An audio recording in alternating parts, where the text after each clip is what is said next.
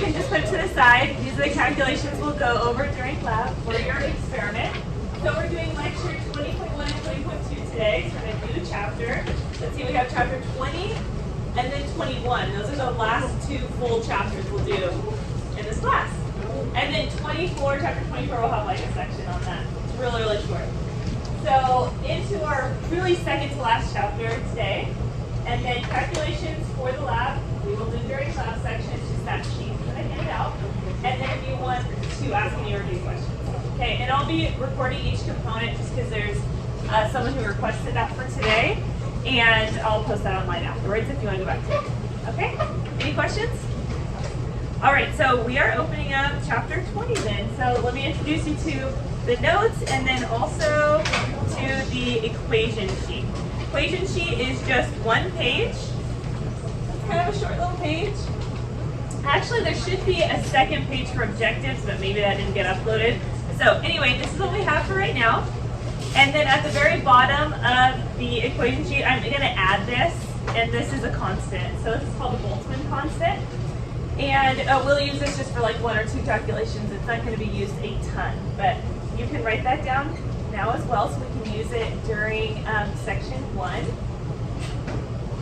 And I would just write down these units. I wouldn't worry about these. They're the same, but really these ones are what are pertinent to the chapter. Joules per Kelvin. So a little overview. There's actually a lot more equations. There's fewer like steps or tables that I've given in this particular chapter, but again, there are a lot more equations. So at the very top, we're going to be using these 5 equations today. So those are all in section 20.1 and 20.2, and the rest of them will be the last two sections of the chapter. I think there's only 4 sections to this entire chapter. Okay, so let's go back to the notes. All right, so far, 2 major themes in this class that we've done are kinetics. So how fast does the reaction go? That was chapter 16. That will come back during the final. So kinetics, think of rate. The next major theme is, what would you say? Yeah, equilibrium. And that, how could we summarize that? Products versus reactants, which one's dominant? So we can think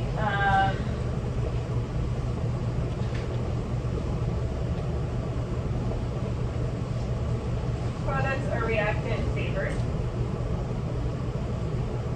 The last major topic that we're going over in Chem 151 is thermodynamics.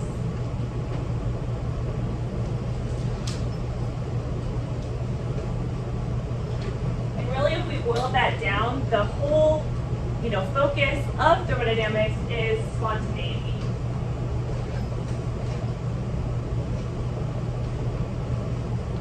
So kinetics is how fast a reaction goes. Equilibrium is which side it favors, one of the products or reactants, or is it a little bit of both? And then thermodynamics tells you whether a reaction will happen or not.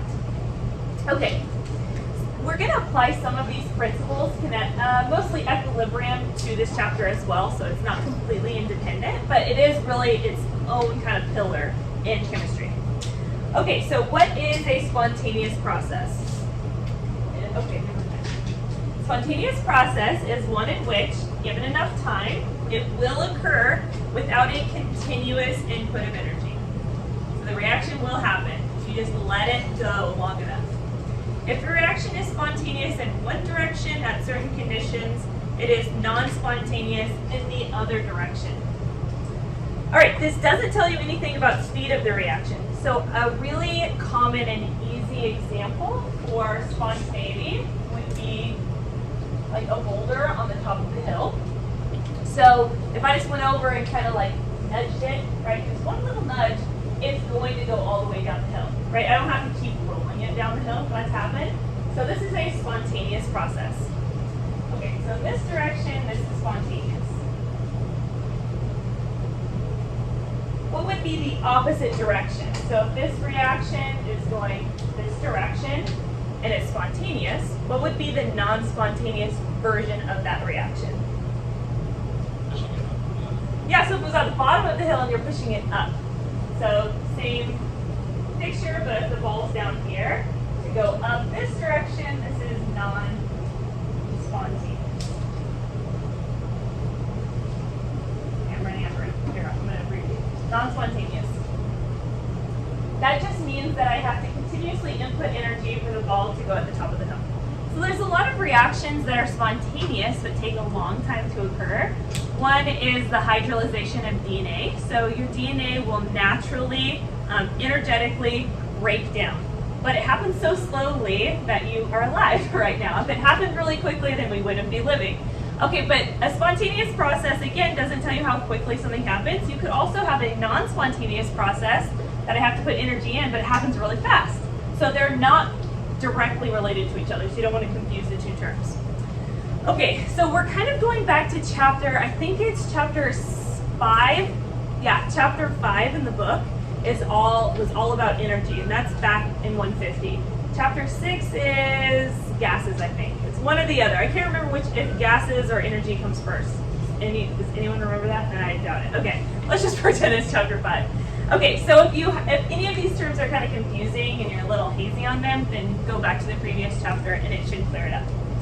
All right, so the first law of thermodynamics is what we're going to use to try to investigate and determine whether a reaction is spontaneous or not. So we're going to use these different laws and see which one can help us kind of decode or unravel whether a reaction is spontaneous in one direction or another.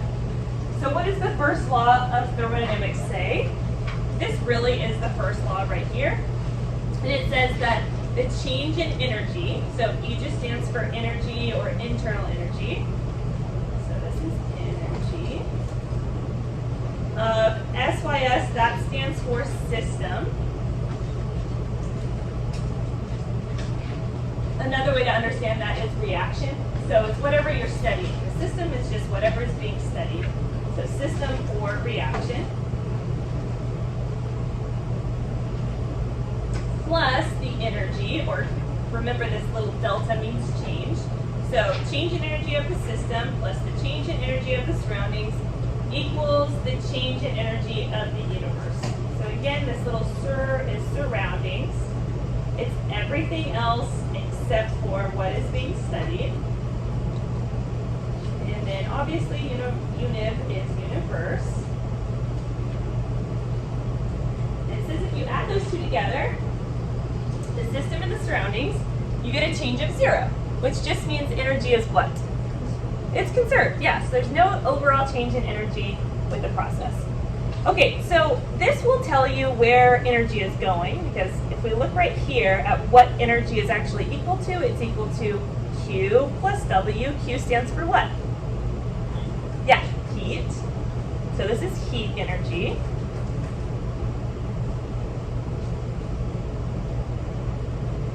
Plus W, and W stands for what?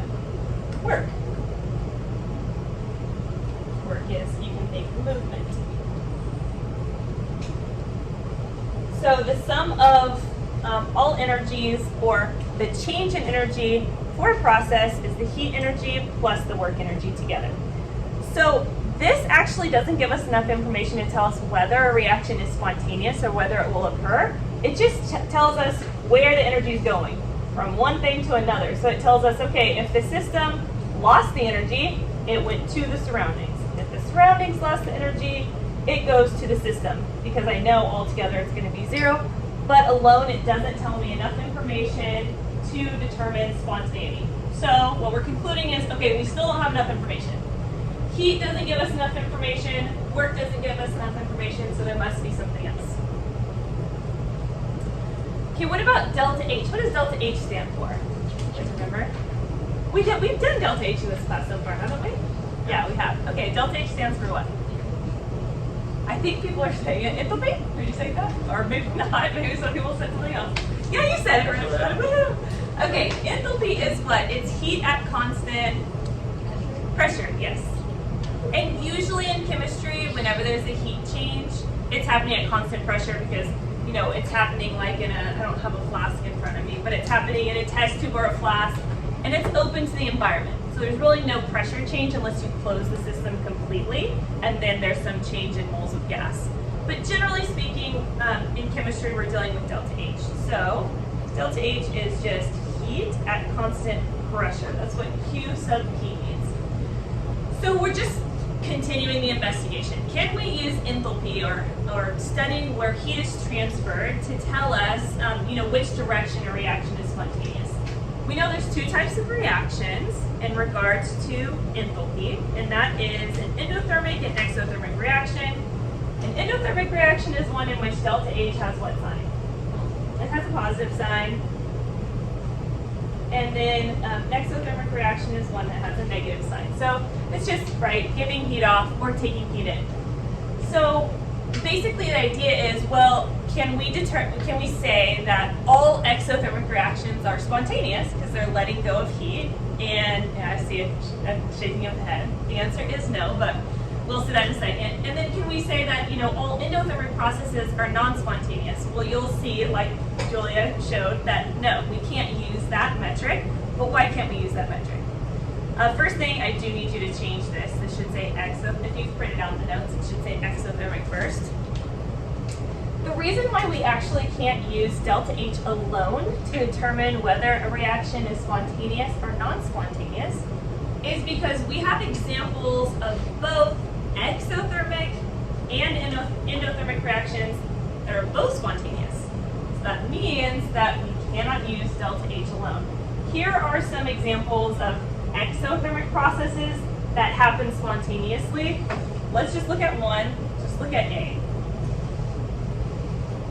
Okay, A, oxidation of iron with other metals. Think of when you leave iron out or you leave a chain out, right? It's a little like chain link, even a chain link fence, a metal that's oxidized over time. If it starts raining and it's left out in the sun, right, and it's able to interact with oxygen, what happens to it? It starts to oxidize, or in the case of iron, it starts to rust, right?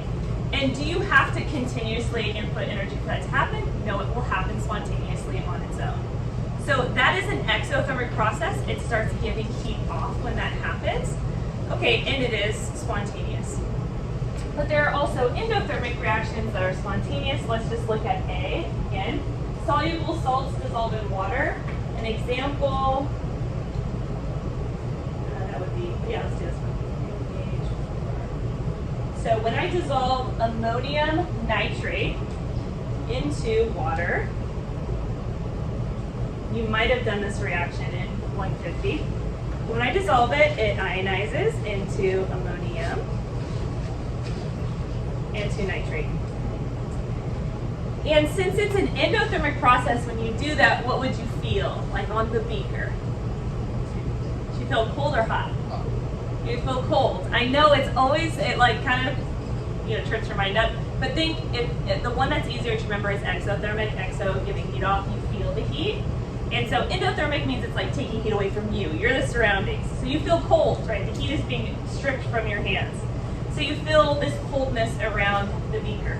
Well, this also happens spontaneously. I don't have to continuously input energy. I can put an initial input of energy and it will happen on its own. So again, enthalpy cannot alone determine the spontaneity of the reaction. So I can't just use the first law of thermodynamics, which says energy is conserved, and the change of energy is just heat and work.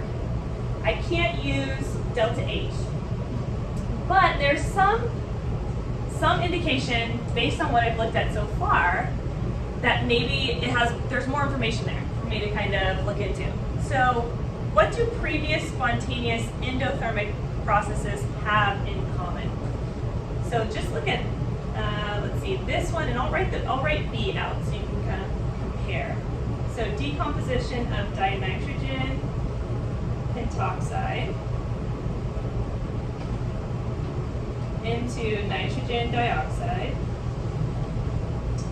and oxygen. Just leave it unbalanced for now. I'm not going to worry about it. But if you just look at, the moles of gas on the left-hand side, and then the moles of gas on the right-hand side, what do you notice? Increase, decrease, stays the same. What's happening? this one? Moles of gas are increasing, right? I have 2 moles of gas on the right-hand side. I have 1 mole of gas on the left-hand side. What about this? I have a solid, and it's turning into 2 ions. Okay, I'm also increasing its freedom of motion. So when I have a solid, it's completely bound. Okay, it's stuck together. But when I dissolve it in water, now these are free ions floating away from each other.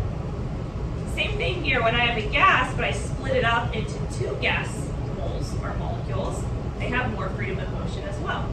So the answer, like I said, is that in both the endothermic processes, even though they required heat energy for them to dissolve, the products have more freedom of motion. So that's probably an indication as to when reactions are spontaneous. It has something to do with freedom of motion, their ability to move more.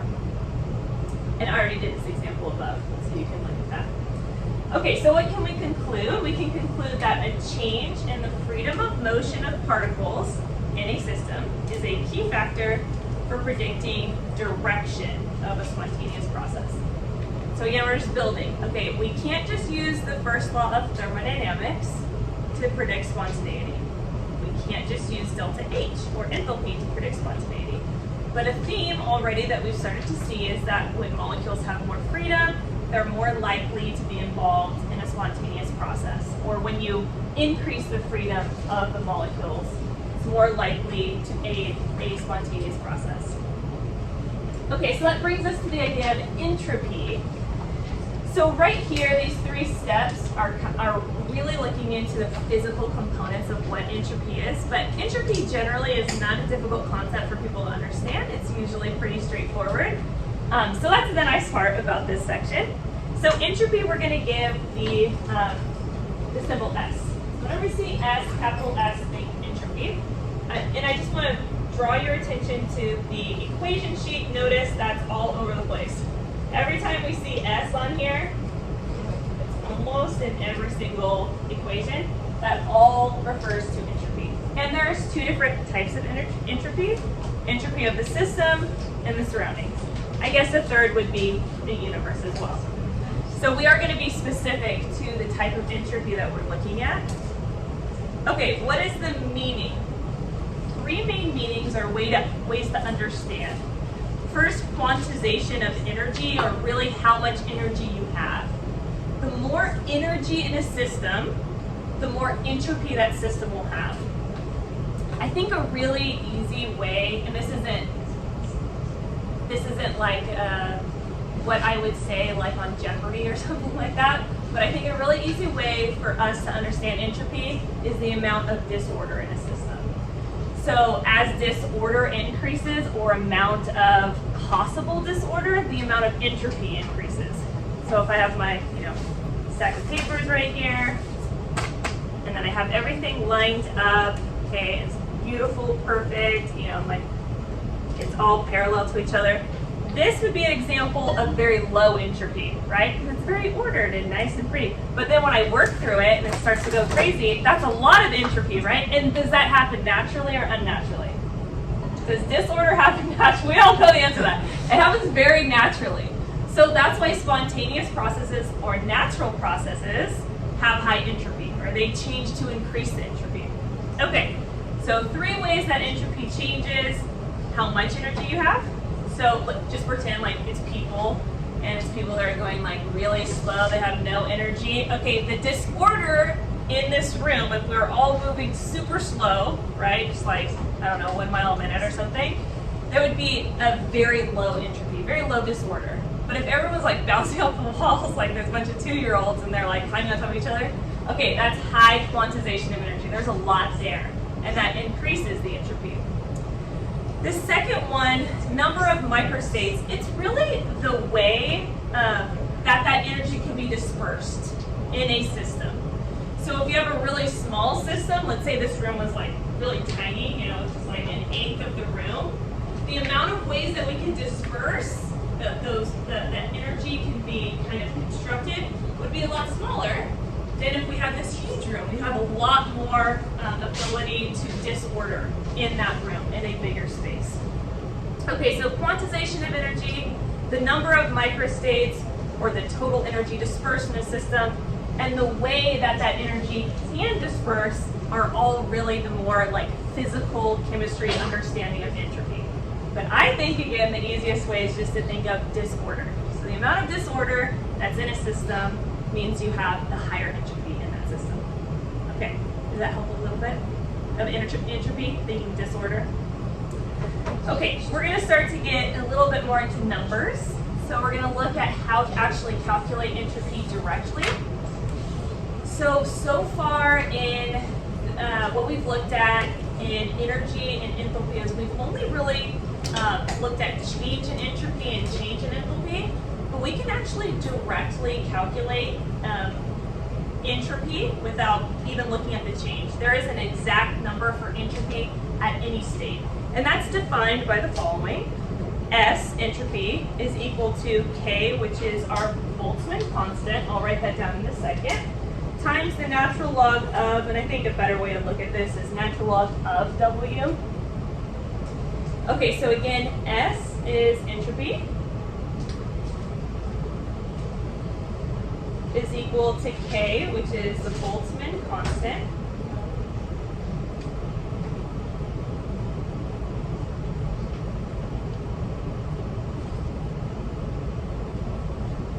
and then natural log of W. W refers to microstates, so it's what we were talking about up here, microstates.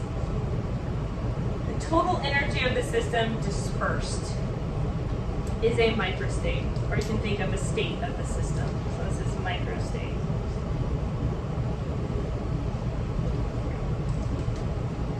And hopefully you have this handy as well, the constant that we have. 1.38 times 10 to the negative 23 joules per Kelvin is K. That's what we're using.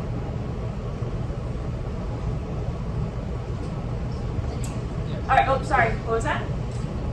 Oh, you were answering something. Okay, let's go through some of these questions. You can kind of, I would like actually if you talk through example question 1 together, so A and B, and you're just going to determine which side of each change has the higher entropy or higher disorder.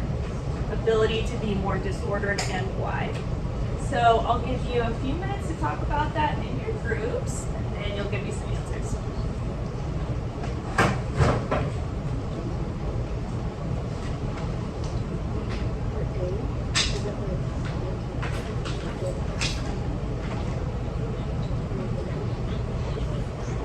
Or is it like A?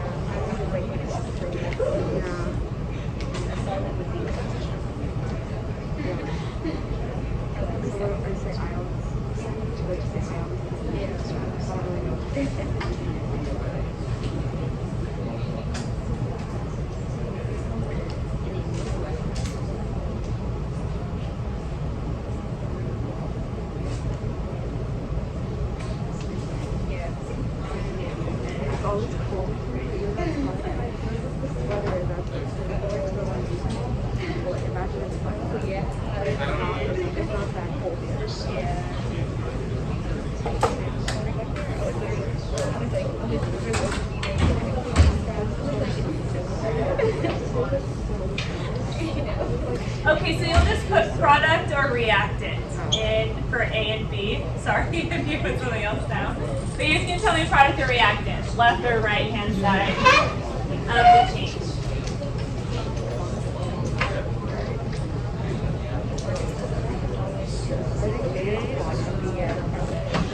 For B, I imagine. So it's from solid to liquid.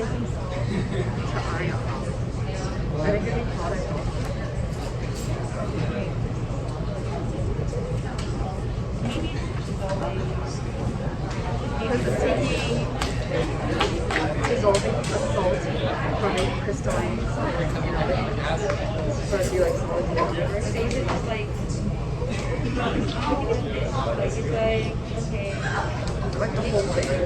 right, yeah. So like these are ions. Like it's solid. All happen. That's weird that it's so.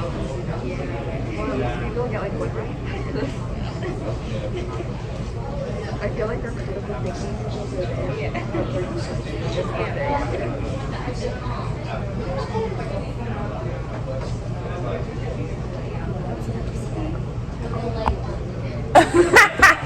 It definitely doesn't see you. That's funny. Okay. Okay, so lift up your board when you're ready, so you can kind of grade it.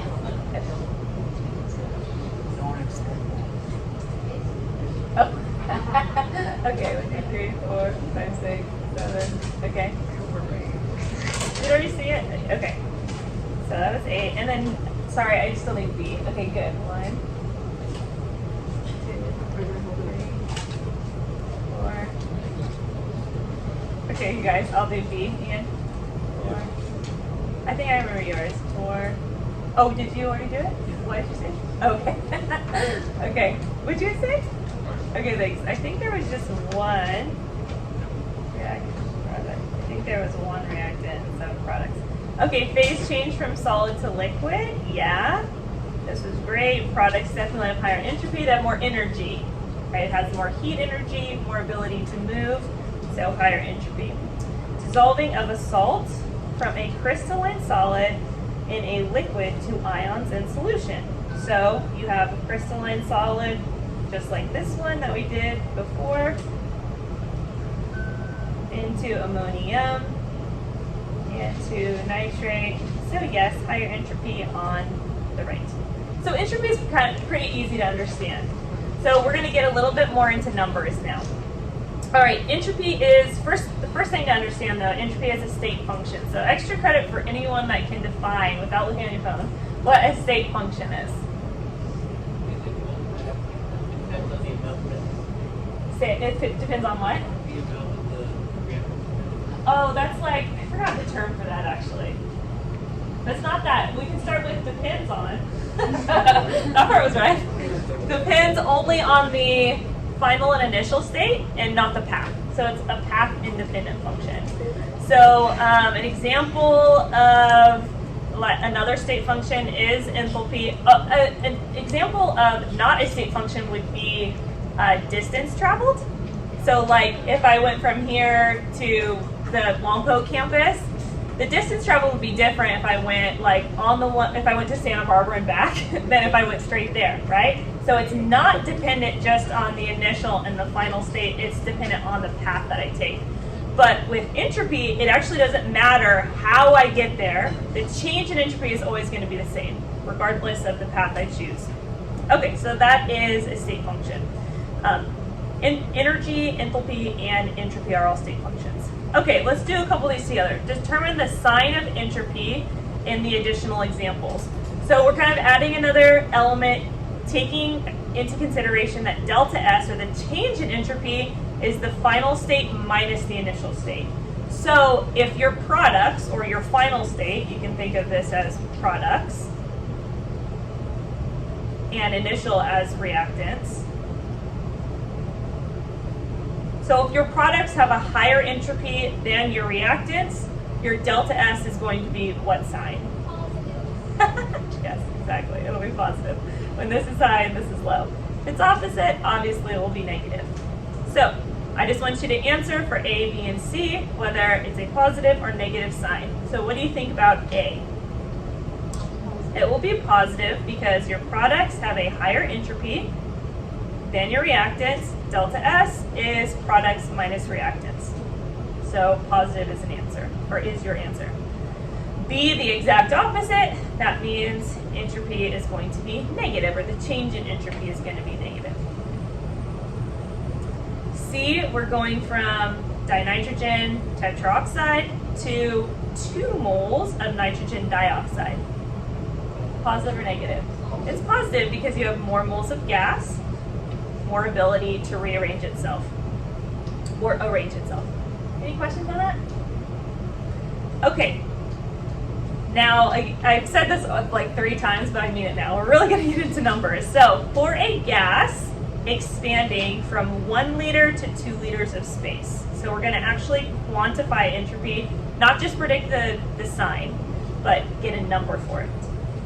Okay, so think of it as you have a little vessel with 2 sides to it, and you have a little mole of gas. Let's just call it gas A. And there is a separation between the left-hand side and the right-hand side of that vessel. On the left-hand side, this is 1 liter, and on the right-hand side, this is also 1 liter. So let's say the process is I remove that separation. I'm just going to draw this again. Or paste it, rather.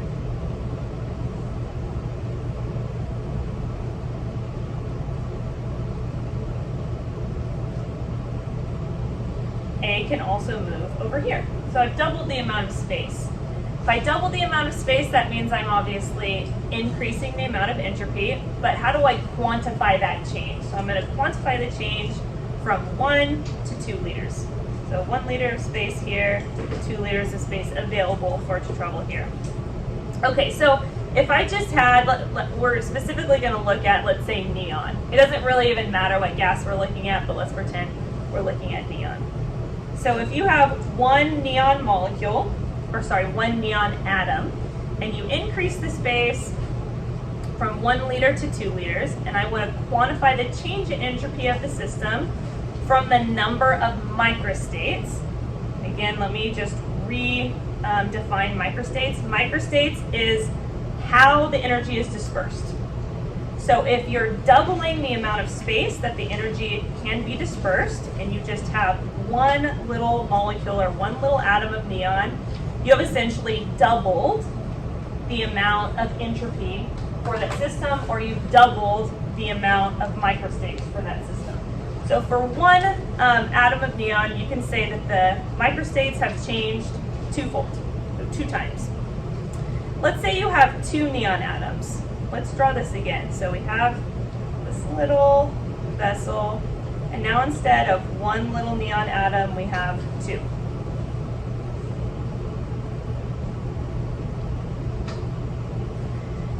Right now it just has 1 liter for those 2 neon atoms to disperse themselves or arrange themselves. So if I remove that little separation, how does that change the number of ways they can disperse? They can now disperse 4 times the amount of ways, because each atom has 2 different ways to disperse.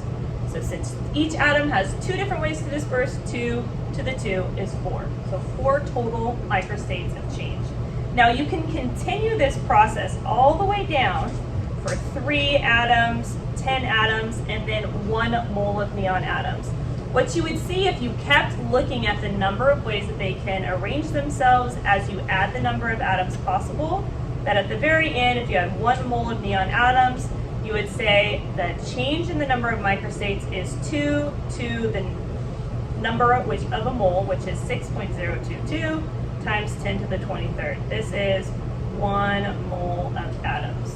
Avogadro's number. Does that ring a bell? Okay.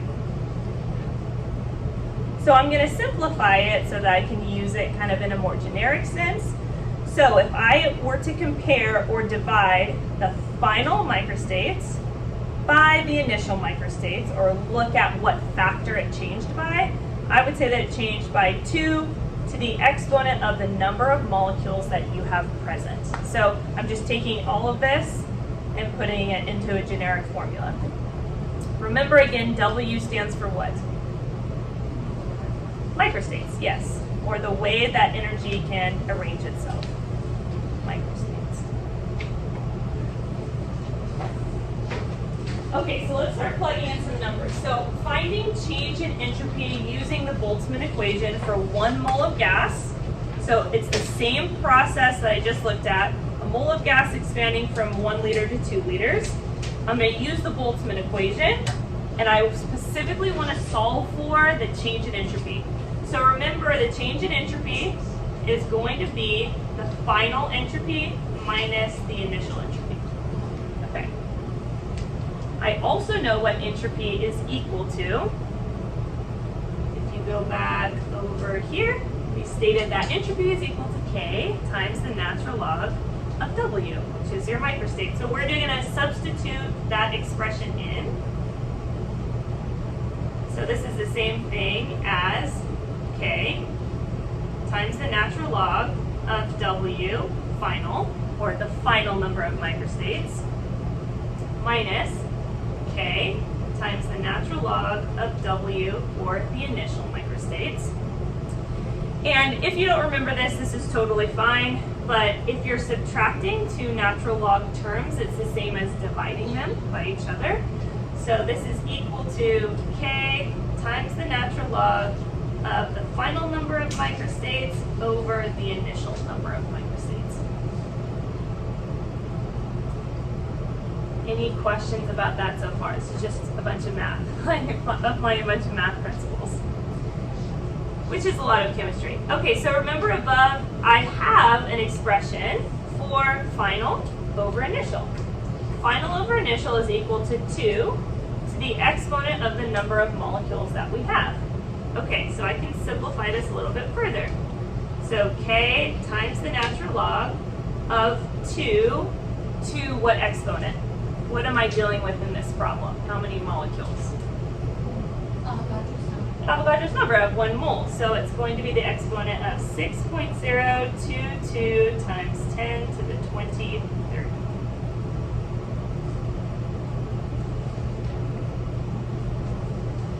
All right, I also wrote down a natural log kind of rule if you want to simplify this a little bit more. Anytime you have natural log of a constant to an exponent, which is what I have here, natural log of a constant to that exponent, I can basically bring that exponent down right here. So what that would mean is that this expression would be equal to K times 6.022 times 10 to the 23rd times the natural log of 2. Which you don't have to do that, but it just looks a little less intimidating. So remember, K is equal to what we have on our equation sheet, 1.38 times 10 to the negative 23.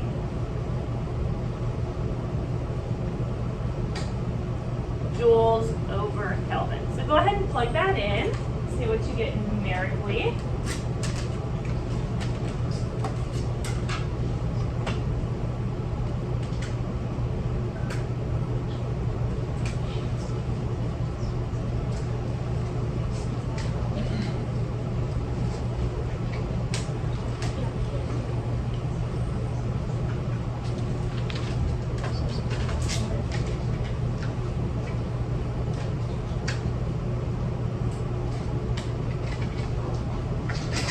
We'll keep it 3 sig figs just based off the K constant.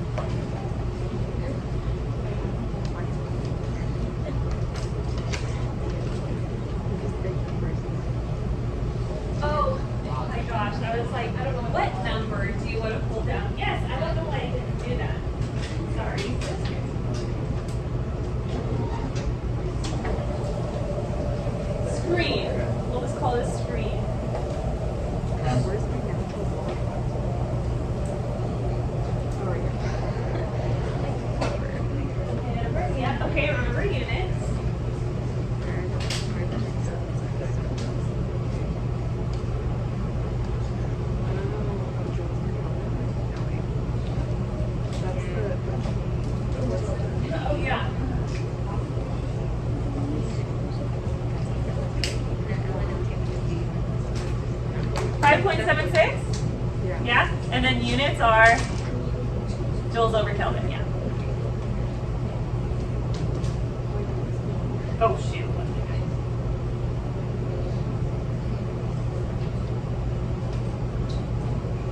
Woo. And that's a common unit for entropy. So we'll have joules, which is a unit of energy per Kelvin. So it's always dependent upon temperature. The amount of energy change is always dependent upon temperature. Okay? Any questions about that? That was one way to determine delta S, was by looking at the number of microstates. A second way to determine the change in S, the change in entropy, is from changes in heat directly. So I had mentioned something on the previous page that delta S was a state function.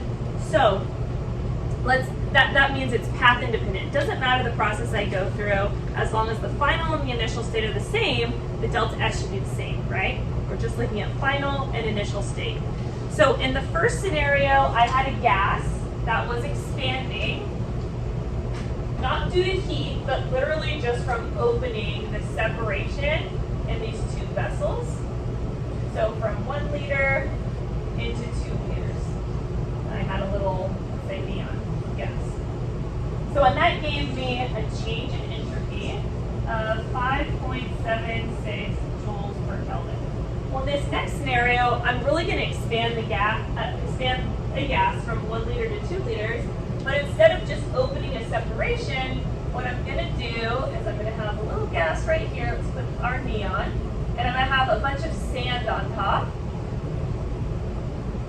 And basically what I'm doing is I'm transferring heat. So the sand is just the pressure, pushing down so that the gas doesn't expand and leave.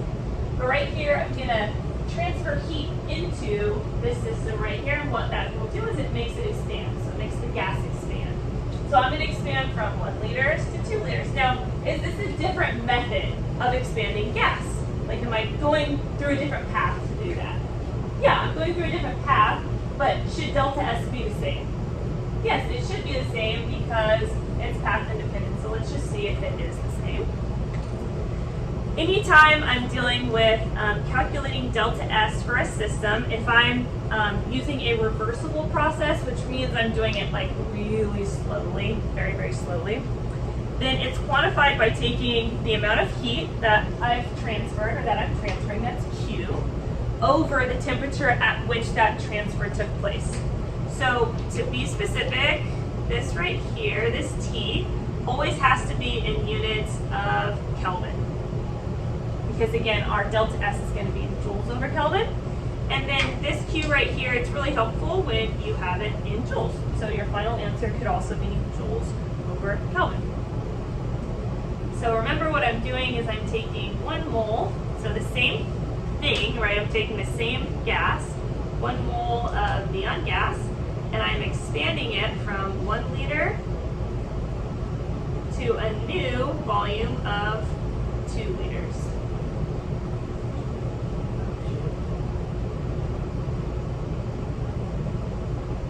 To 2 liters. And I'm doing that by transferring heat. So heat transferred. So if I did that, it would take me a long time, but if I did that, what has been determined is the amount of heat that was necessary to be transferred is 1718 joules. So this number right here, I would have to transfer 1718 joules of heat into this system for the neon to expand from 1 liter to 2 liters. And that would be done at a constant temperature of 298 K. So based off that data or that information, what would delta S be? We take our equation, delta S of the system is equal to 1718 joules over 298 K. So go ahead and divide that.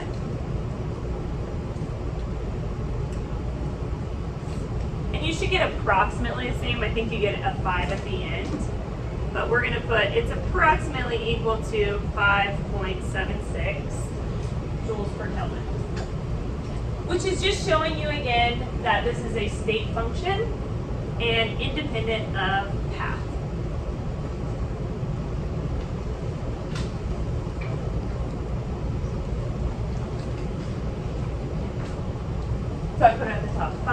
think.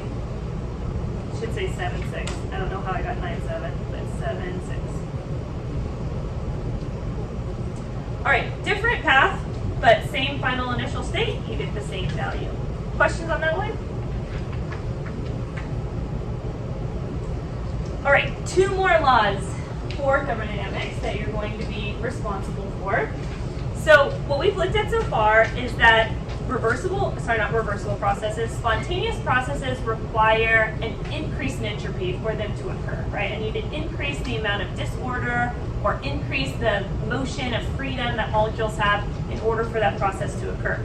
But that's not just dependent upon the system itself, it's dependent upon the change in entropy of the surroundings. So we can define the change in entropy of the universe as the sum of the change in entropy of the system, or whatever I'm studying, plus the change in entropy of the surroundings. I need both of those in order to have a spontaneous process. The sum of those has to be above 0, or a positive value, in order for that process to occur spontaneously. So again, this is what the second law of thermodynamics says. All real processes occur spontaneously in the direction that increases the entropy of the universe. Because we know the universe is expanding, it's becoming more and more disordered, and so that is the governing law for all real spontaneous processes, is that I have to increase entropy in order for that to happen. There is never going to be a decrease or more order naturally. Okay, that's the second law. And the final law, which is really interesting, and I really like using this this question on exams, is that entropy for a perfect crystal at 0K is 0. What does that mean? A perfect crystal means that it's in perfect order. There's no disorder in how the atoms bond. It's in perfect alignment. 0K means there's no heat, right?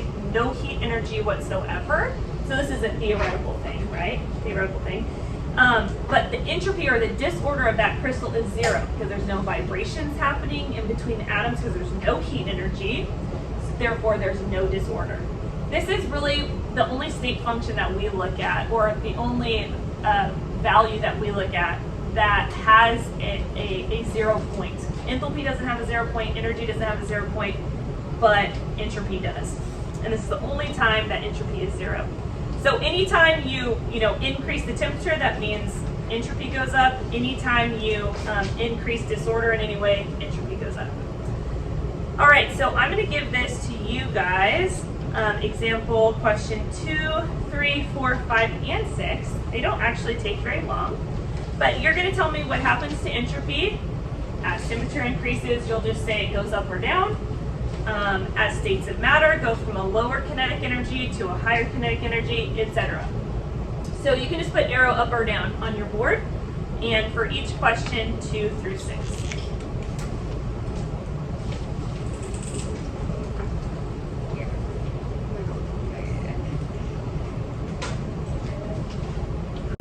Yeah, entropy goes up for example question 3 as well. Okay, this is where we start to kind of go our separate ways. A, ionic solutes, when they dissolve, I think all of you still put up on A. On B, there was kind of mixed, because it does depend. Okay, so that one wasn't a straightforward answer, it was kind of tricky. I wouldn't put something like that on the exam, but it depends on the solute. So, depends on the solute. Some of them do increase entropy if they ionize a little bit, like an acid or a base. Well, really an acid that we've been looking at. But some of them also decrease, because you have this ordered array of water molecules around that molecular structure. So that ordering of water is actually decreasing entropy, right? It's more ordered. So this depends on the solute. So if you put up or down, you were right in the one context or another. Okay, gas dissolves in liquid though. So a gas has a lot of entropy. It's able to, float around freely, unencumbered by the world. But then when it goes into a liquid, it's trapped. Okay, so that means you go down in entropy. So it does go down. As you go down the periodic table, you get bigger atoms, right? More weight, also more disorder. There's more ways for energy to disperse itself. If you have more electrons, you have more energy available, more ways to disperse that energy, therefore that goes up. Okay, questions on that? Okay, so for the time that we have left, we'll get into a little bit of 20.2 just so we're not rushed next week because we don't have very many more lectures until our exam for chapter 20, so I don't want to rush at the last minute. Okay, so 20.2 is again calculating change in entropy, but it's specific for a reaction. So what are you going to do on the exam when you have these problems put in front of you? That's what we're going to focus on. So just a little bit of defining the terms. Standard entropy of a reaction, you'll see this, denoted like this. So delta S, and you'll see this little degree sign, and it'll say for reaction. So the reaction is the same as the system. Okay, so it's what's being studied, but it's a specific chemical reaction or change that's occurring. This little degree sign right here means standard. So that's the standard part. And it just means all reactants and products are at standard state, which I have to define that as well. So standard state, if you have a gas, that means it's at 1 atmosphere of pressure. If you have an aqueous solution, that means it's 1 molar concentration. In a nutshell is what standard state is. Okay, so we're going to do one more predicting sign of change in entropy, but we'll practice actually writing out the chemical reaction that is occurring. So the example chemical reaction that we're going to use is cyclopropane being heated and converted into propene. Pro, that prefix, means how many carbons are we using? Pro means 3, yeah. So cyclopro means I have 3 carbons that are all attached, so it just makes a little triangle. Okay, so it looks like this. We have CH2, CH2, CH2. Okay, it's heated. Usually we use a little triangle to denote heat. So it's heated and it breaks open and converted into propene, so still 3 carbons, but it's now a little chain.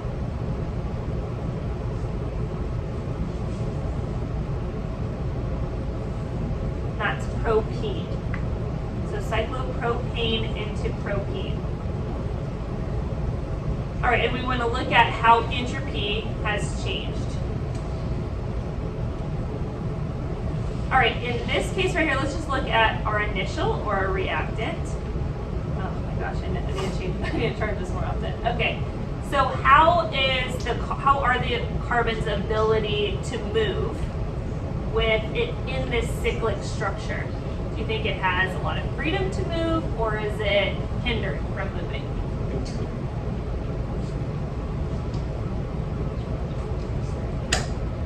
It's bound. It's like it's been handcuffed, right? It really can't do anything because each one of these carbons is connected to another one, so there's very little freedom of motion. So little, we'll just make it now, little freedom of motion.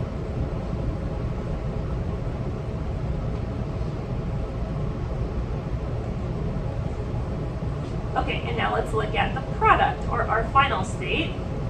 Let's look at this first bond right here, double bond. So this goes back again to one of the last chapters you did in Chem 150. Double bonds, is there rotation around double bonds? No, this is also stuck. So there's not a lot of rotation here. But what about this one? Single bonds, is there rotation? Yeah, so rotation can occur. I'm just going to draw a little arrow. It can occur there. So there's an increase of freedom of motion. So even though it's not completely free, there is an increase.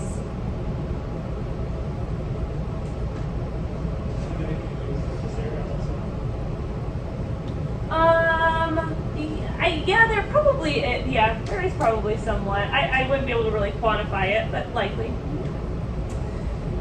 So that this little bond is able to rotate freely. So if we look at what our delta S, or our standard entropy for the reaction would be, we would look at our standard entropy for the product, or 1 mole of the product, minus the standard entropy of the reactant for 1 mole. It would be above 0, which means it would be a positive change, right? So what we'll be doing is we'll be calculating delta S's from given values. Right now, again, we're just predicting the sign, so positive or negative, but on the exam, you'll be given specific values for each product or reactant that you're dealing with and plug those in. Okay, so overall, the generic example or equation that we're going to be using is delta S for a reaction at standard state is equal to, let's define these. This little Greek symbol means what? Yeah, sum. So this is the sum of M, just stands for moles, times all of the entropies for the product, minus the sum of, and N is just the moles of the reactants. And this, you can find all the values in Appendix B in your text. So when you're doing your homework problems and you're like, where do I get these values from to calculate? You just go back to Appendix B. And Appendix B, again, is not in Chapter 20. It's in the very back of the book. All right. So we're going to calculate the standard change in entropy from the Haber-Bosch process, and that is the synthesis of ammonia. That's 2 nitrogen plus 3 hydrogens make 2 ammonia. Go ahead and write that reaction down first, because then I'm gonna put up a thermodynamic table on the board that you're gonna write values down.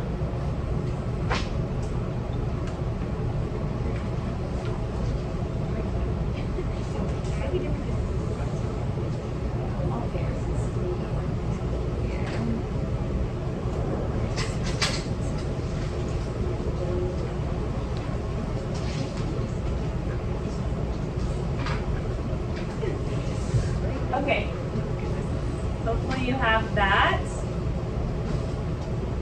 Okay, now here's some thermodynamic values. So notice we have the substance on the left-hand side, delta H values, then delta G values, which you don't really know what delta G is yet, unless obviously you've read, and then S values, because remember, S values, there is an exact number. It's not based on change.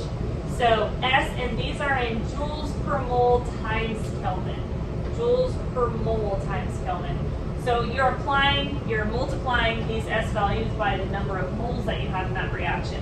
So go ahead and find your product and reactants that you're looking for on here, and make sure that you're aware of the states of matter as well, because there might be another one on there that has a different value for a different state of matter.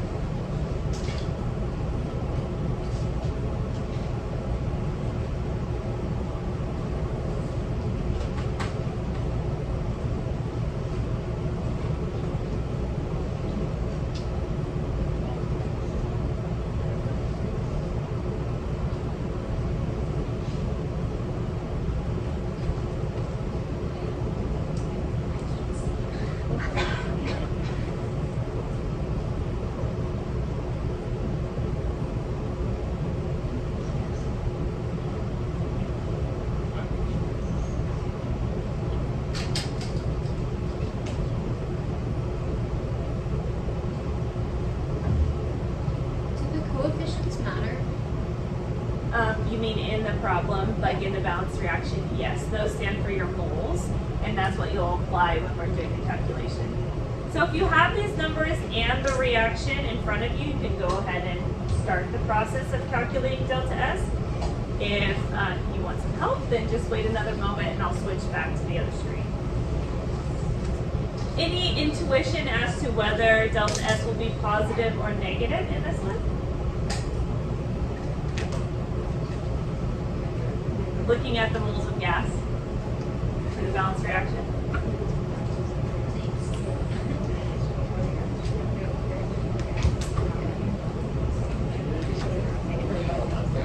Yeah, so moles are going down, so I would think it would also be negative. You start with 5 moles of gas and go down to 2. All right, I'm going to go back to the other screen.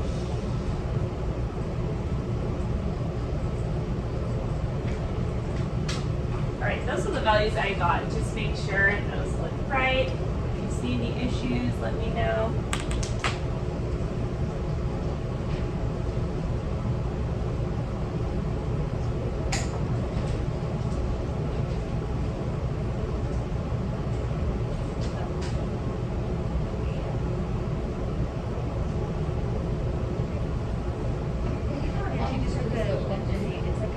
Or what into? 190, what was I supposed to get?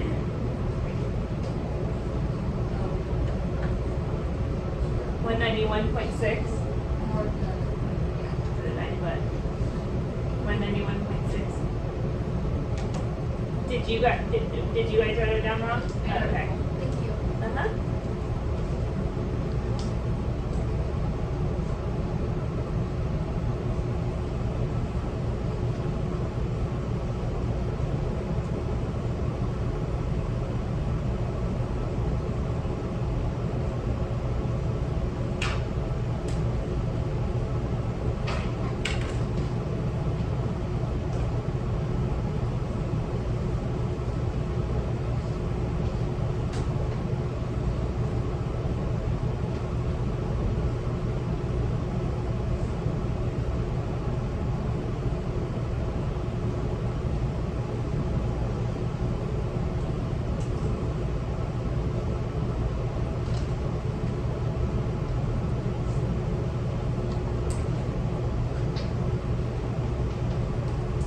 Another one of those that you have to be really careful about accounting for each number in your parentheses. Even though it's really simple math, you'd be surprised with how easy it is to mess this up because of the parentheses issue. So double check yourself each time.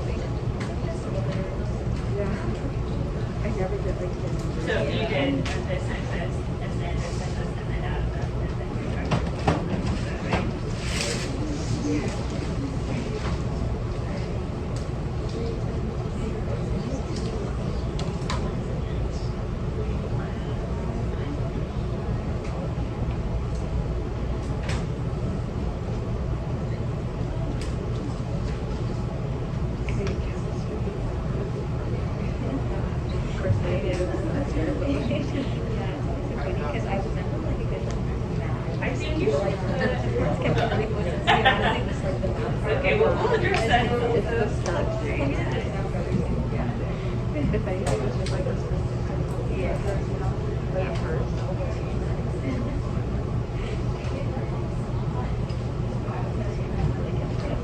Like scary words.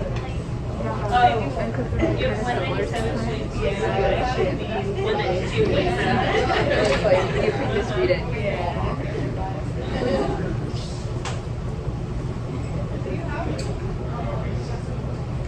Or did you text me now?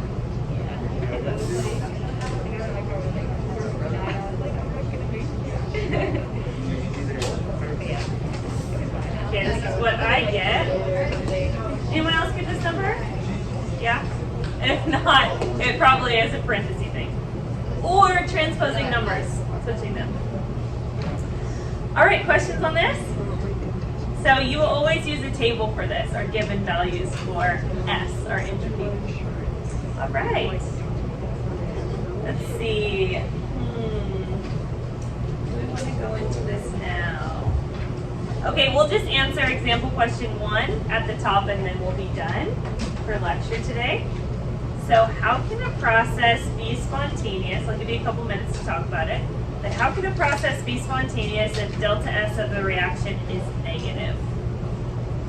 How can it be spontaneous if delta S of the reaction is negative?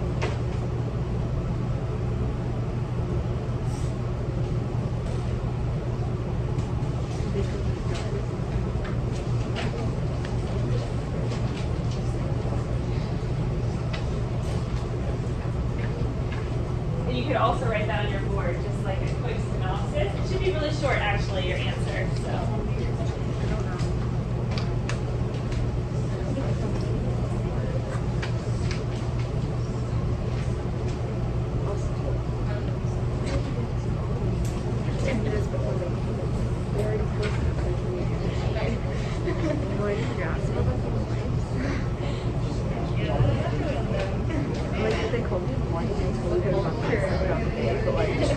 I'm busy.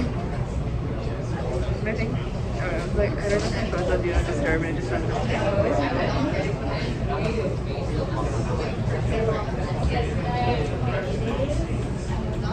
I literally have no idea. Yeah, so. Yes. What is the second one? Is it because like an itchy?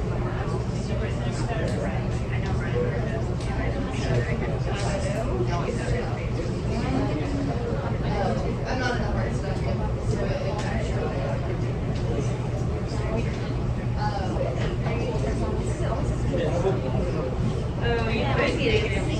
This whole thing. It doesn't go down.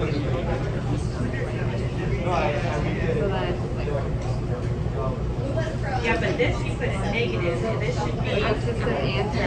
negative should be minus 382, and Like it has to be there one should up be and one down, parentheses. right? This entire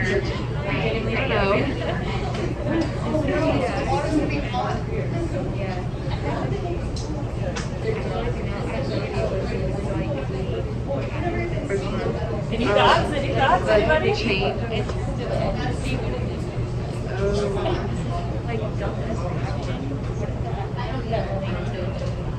Oh, yeah. You mean I think keep unrelated. if delta S of the reaction is negative, then you would need for both for delta S It's just positive, then you would need delta S of the surrounding.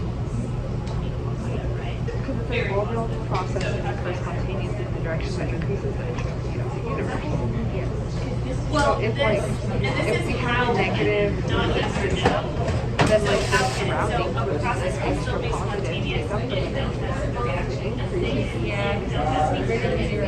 Yeah, if one of these is if one of them is negative, the other one is like extra positive, you know? All right, any other thoughts? I got one answer that was right. Oh, that's interesting. Think of the second law. What's the second law?